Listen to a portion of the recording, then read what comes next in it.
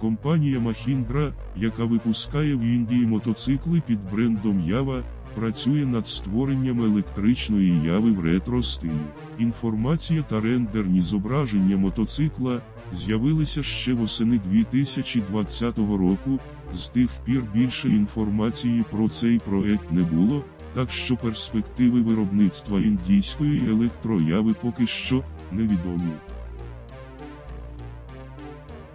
У той же час, гомельські умільці вже створили електричний мотоцикл на базі Яви 638. Ява була куплена в стані металобрухту. Мотоциклу дали нове життя, відреставрували і електрифікували. Дискові гальма, після невеликого доопрацювання ступиць, були встановлені від скутера.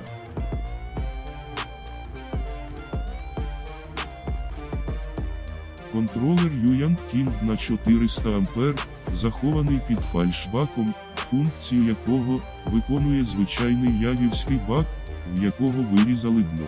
Батарея розміщена на місці двигуна внутрішнього згорання, зібрана з 20 пакетів.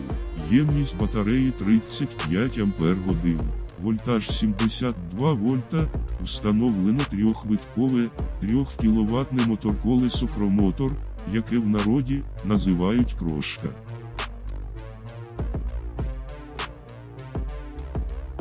Все електрообладнання залишилось 12-вольтовим, встановлений конвертор з 72 на 12 вольт, замок запалення або замок включення, так його правильно можна назвати, розміщений в одному блоці з ручкою газу.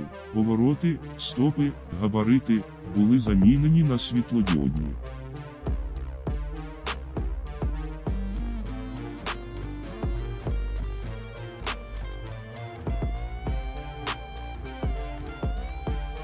Максимальна швидкість – близько 80 км на годину.